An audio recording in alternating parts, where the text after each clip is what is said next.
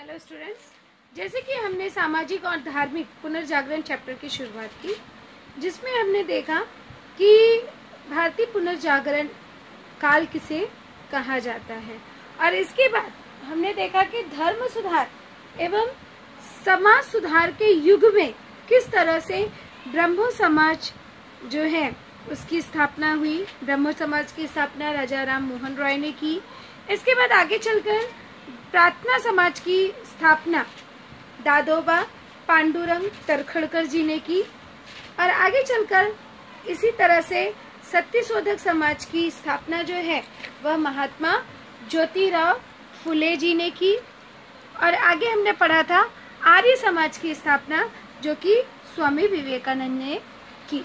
आज जो है हम देखेंगे कि धर्म सुधार में परिवर्तन लाने के लिए रामकृष्ण मिशन अर्थात इसकी स्थापना की गई जो कि स्वामी विवेकानंद जी ने किया।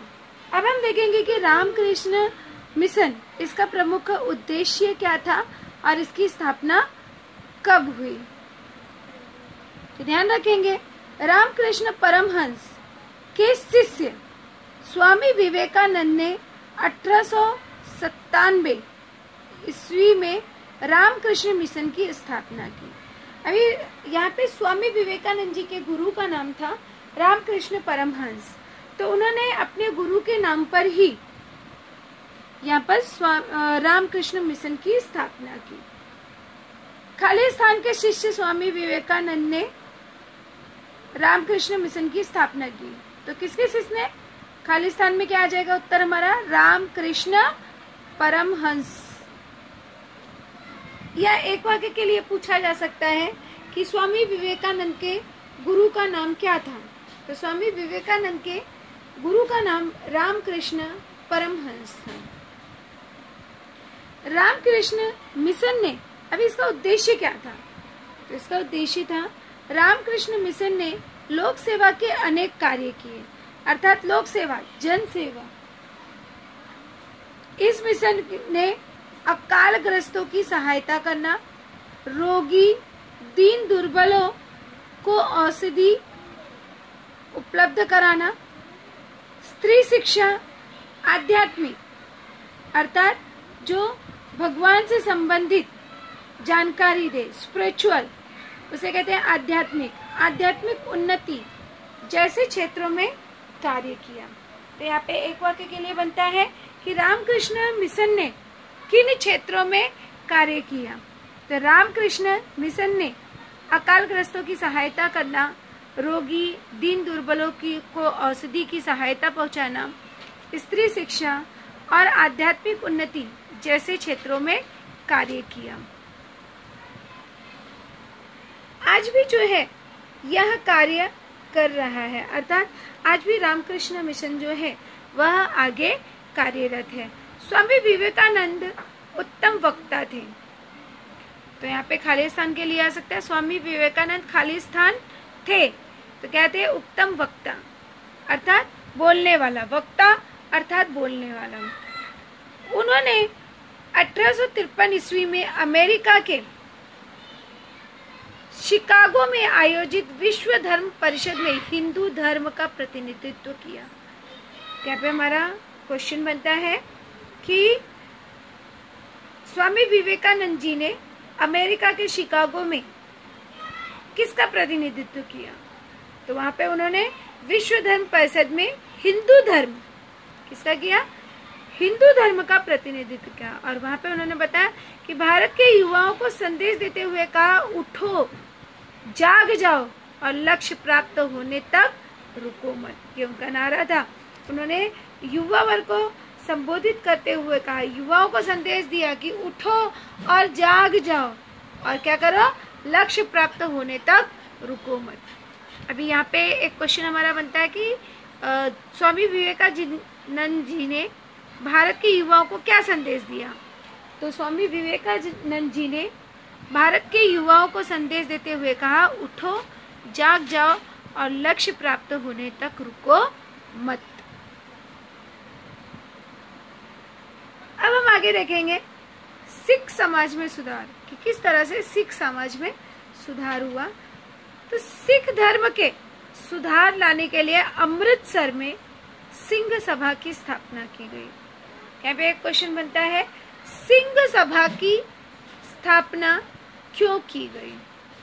तो सिंह सभा की स्थापना सिख धर्म में सुधार लाने के लिए अमृतसर में सिंह सभा की स्थापना की गई। यह एक क्वेश्चन बनता है, सिंह सभा की स्थापना कहाँ हुई? तो सिंह सभा की स्थापना अमृतसर में हुई। इस संस्था ने सिख समाज में शिक्षा प्रसार और आधुनिकीकरण अर्थात नवीनीकरण का कार्य किया। कालांतर में अकाली आंदोलन ने सिख समाज में चलने वाली सुधारवादी परंपरा को आगे बढ़ाया। अर्थात आगे जो है अकाली आंदोलन ने, किस आंदोलन ने? अकाली आंदोलन ने सिख समाज में चलने वाली जो समाजवादी सुधारवादी परंपरा है इसी को आगे कंटिन्यू किया। अब हम देखेंगे गोपाल हरि देशमुख जी का किस तरह से सामाजिक परिवर्तन में योगदान रहा, उन्होंने क्या परिवर्तन लाने का प्रयास किया। स्त्री विषयक सुधार। जब ब्रिटिश सत्ता का भारत में विस्तार हुआ तब भारत की महिलाओं की स्थिति अत्यंत दयनीय थी। जब ब्रिटिशर्स आए तो उस समय भारत की महिलाएं जो थी, इनकी जो स्थिति थी वह बहुत ही दयनीय थी। उन्हें शिक्षा प्राप्त करने का अधिकार नहीं था। तो उस समय स्त्रियों को शिक्षा प्राप्त करने का अधिकार नहीं था। उनके साथ समानता का व्यवहार नहीं होता था, अर्थात स्त्री पुरुष में जमीन आसमान का अंतर होता था। स्त्रियों की तरफ बिल्कुल भी ध्यान नहीं दिया जाता था। समाज में बाल विवाह, वृद्ध कुमारी विवाह, दहेज पद्धति, सती प्रथा, केशवपन अर्थात बाल काट देना, विधवा विवाह को विरोध जैसी कुप्रथाएं प्रचलित थी। ऐसी वहां पर कुप्रथाएं थी। तत्कालीन गवर्नर लॉर्ड बेंटिक ने सती प्रथा पर रोक लगाने वाले कानून को बनाने के लिए राजा राम मोहन राय जैसे समाज सुधारक से ने सहायता की। तो यहाँ पे आ सकता है हमारा क्वेश्चन कि किस गवर्नर ने सती प्रथा पर रोक लगाने वाला कानून बनाया? तो किस गवर्नर ने बनाया? Lord Bentinck. और किसकी सहायता ली? राजा राम मोहन रॉय। गोपाल हरि देशमुख उर्फ अर्थात लोकहितवादी के शतपत्रों द्वारा स्त्री पुरुष समानता का समर्थन किया। यहाँ पर गोपाल हरि देशमुख ने जो है लोकहितवादी शतपत्र, जो न्यूज़पेपर होता है, समाचार पत्र होता है, उसमें उन्होंने स्त्री पुरुष समानता का समर्थन किया। तो इस तरह से स्त्रियों के सुधार में, स्त्रियों की स्थिति को सुधार में लाने का प्रयास किया गया। अब अगला देखेंगे सावित्रीबाई फुले का किस तरह से योगदान रहा। तो महात्मा फुले ने 1848 ईस्वी में पुणे के बीड़े बाड़ा में लड़कियों की पहली पाठशाला खोली। तो यहाँ पे क्वेश्चन बनता है कि लड़कियों की पहली पाठशाला किसने खोली? तो लड़कियों की पहली पाठशाला महात्मा फुले ने खोली। कहाँ खोली? पुणे के बीड़े बाड़ा में लड़कियों के पहली पाठशाला खोली गई। इस कार्य में उन्हें उनकी पत्नी सावित्रीबाई का सहयोग प्राप्त हुआ। अभी महात्मा फुले की पत्नी का नाम था सावित्रीबाई फुले, जिन्होंने अपने पति को स्त्रियों को की शिक्षा को आगे बढ़ाने के लिए योगदान दिया। समाज के कर्मकांडी लोग अर्थात जो लोग थे जो कर्म को प्रधानता मानते थे, तो ऐसे लोगों द्वारा की गई आलोचना अर्थात निंदा किया। उन्होंने निंदा को सहकर भी सावित्रीबाई फुले ने शिक्षा का कार्य आगे बढ़ाया। अर्थात कई लोगों ने उनकी निंदा की, लेकिन फिर भी सावित्रीबाई फुले जी ने सब कुछ सहा और स्त्रियों की शिक्षा का प्रबंधन किया। महात्मा फुले ने अपने घर में बाल हत्या प्रतिबंधक गृह स्थापित किया, अर्थात बाल हत्या न की जाए उसका गृह उन्होंने अपने ही घर में स्थापित किया। केशवपन की पद्धति बंद हो इसलिए उन्होंने नाइयों की हड़ताल करवाई। केशवपन अर्थात बाल काट देना। जब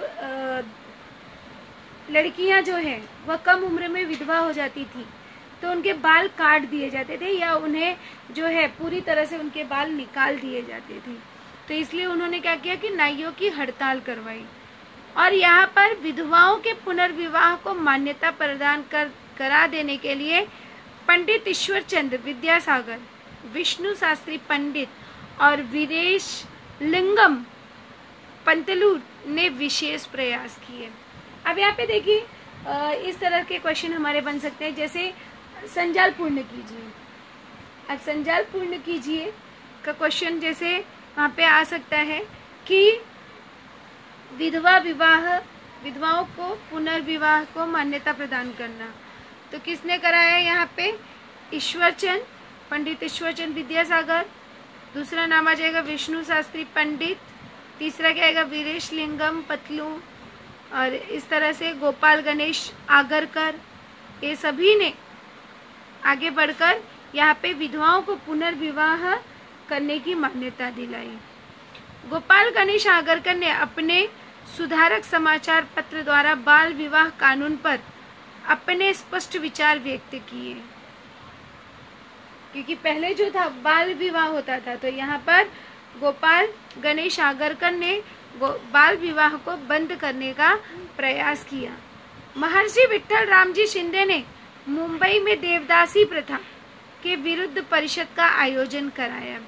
पहले जो था देवदासी प्रथा होती थी, अर्थात ऐसी मान्यता थी कि स्त्रियों को मंदिर में रखा जाता था और उनके साथ दुर्व्यवहार किया जाता था। वो स्त्री किसी और से शादी नहीं करती थी, तो उसे कहा जाता था देवदासी प्रथा, अर्थात देव की दासी। भगवान की वह दासी है, वह भगवान की सेवा के लिए बनी हुई है। तो इस प्रथा को भी महर्षि विट्ठल रामजी शिंदे ने बंद कराया। ताराबाई शिंदे ने स्त्री पुरुष तुलना ग्रंथ द्वारा अत्यंत ज्वलंत और कठोर भाषा में महिलाओं के अधिकारों का समर्थन किया। तो यहाँ पे महिलाओं के अधिकारों का समर्थन किसने किया? ताराबाई शिंदे ने। और कौन से ग्रंथ में? स्त्री पुरुष तुलना ग्रंथ। आगे चलकर महर्षि ढोंडो केशव कर्वे ने पुणे में अनाथ बालिकाश्रम प्रारंभ किया। तो यहाँ पे क्वेश्चन बनता है, अनाथ बालिकाश्रम किसने प्रारंभ किया? किसने प्रारंभ किया? महर्षि ढोंडो केशव कर्वे ने किया। विधवाओं परित्यक्ताओं के साथ सभी महिलाएं शिक्षा प्राप्त कर आत्मनिर्भर बन सके, यह उनका उद्देश्य था। उनके प्रयासों के फलस्वरूप ही भारत में 20वीं शताब्दी का प्रथम महिला विश्वविद्यालय खुला। पंडित रमाबाई ने शारदाश्रम की संस्था की स्थापना कर दिव्यांग, मतलब जो अपंग बच्चे हैं, तो दिव्यांग बच्चों लड़कियों के भरण पोषण का दायित्व स्वीकार किया। तो दिव्यांग बच्चों और लड़कियों के भरण पोषण का अर्थात पालन पोषण का दायित्व किसने स्वीकार किया? पंडिता रमाबाई ने किया। रमाबाई रांडे ने सेवा सदन संस्था के माध्यम से महिलाओं के लिए परिचारिका अर्थात नर्स का पाठ्यक्रम प्रारंभ किया और उन्होंने सरकार के पास मांग की कि महिलाओं को मतदान का अधिकार मिलना चाहिए। तो किसने जो है महिलाओं को उनका अधिकार मिलना चाहिए, मतदान का अधिकार मिलना चाहिए, यह बात किसने रखी? तो यह रमाबाई रानडे ने रखी। डॉक्टर बाबा साहेब आम्बेडकर ने अपने लेखन द्वारा स्त्रियों पर होने वाले अत्याचारों को वाणी दी, अर्थात उन्होंने बताया कि किस तरह से स्त्रियों के ऊपर अत्याचार हो रहा है। महात्मा गांधी ने स्त्री शिक्षा का समर्थन किया, अर्थात स्त्रियों को भी शिक्षा का अधिकार है, उनको भी आगे बढ़ने का अधिकार है, इसका समर्थन गांधी जी ने किया। महिलाओं ने स्वतंत्रता आंदोलन में उल्लेखनीय योगदान दिए। इस तरह से सभी महिलाओं ने और पुरुषों ने बढ़ चढ़कर स्त्रियों के लिए अधिक कार्य किया। स्त्री सुधार आंदोलन के फलस्वरूप समाज में प्रचलित अनिष्ट और अन्यायकारी प्रथाएं बंद होने में सहायता मिली। तो स्त्री सुधार आंदोलन के फलस्वरूप समाज में किस चीज में सहायता मिली? तो प्रचलित जो अनिष्टकारी और अन्यायकारी प्रथाएं हैं उनको बंद होने में सहायता मिली। स्त्रियों की समस्याओं को वाणी मिली। महिलाएं अपने विचार लेखन द्वारा व्यक्त करने लगी। शिक्षा के फलस्वरूप जीवन के सभी क्षेत्रों में उनका कार्य और कर्तव्य निखार पा रहा है। ये सब जो है सावित्रीबाई फुले, महर्षि धोंडो सब कर्वे, गोपाल हरि देशमुख, वीरेंद्र लिंगम पंतलू, इन सभी की देन है। अभी आप ही इन सब मुद्दों पे आप सोचिए कि क्या होता, आपको क्या लगता है यदि समाज सुधारकों ने स्त्री शिक्षा का प्रारंभ नहीं किया होता तो क्या होता? तो क्या होता? आज स्त्रियों को शिक्षा का अधिकार नहीं होता। वर्तमान समय में स्त्रियों के जीवन में शिक्षा के कारण कौन कौन से परिवर्तन हुए हैं? तो वर्तमान समय में हम देख रहे हैं कि स्त्रियों की शिक्षा के कारण ही यह संभव है कि स्त्रियां जो है आज हर क्षेत्र में हमें दिखाई देती है और वह बहुत ही बुलंद ऊंचाइयों तक पहुंच चुकी हैं। क्या तुम्हें लगता है कि आज भी स्त्री शिक्षा हेतु प्रयास करने की आवश्यकता है? यदि हाँ, तो कौन से प्रयास करने चाहिए? हाँ, मुझे लगता है कि आज भी स्त्री शिक्षा हेतु प्रयास करने की आवश्यकता है, क्योंकि जो गांव इलाके हैं, जो गांव क्षेत्र है, वहाँ पर अभी भी अज्ञानता है, अशिक्षा है। वहाँ पे अभी भी कई सारी जगहों पर स्त्रियों को शिक्षा के लिए प्रधानता नहीं दी जाती है। तो इसलिए अभी भी स्त्रियों के ऊपर ध्यान देने की आवश्यकता है।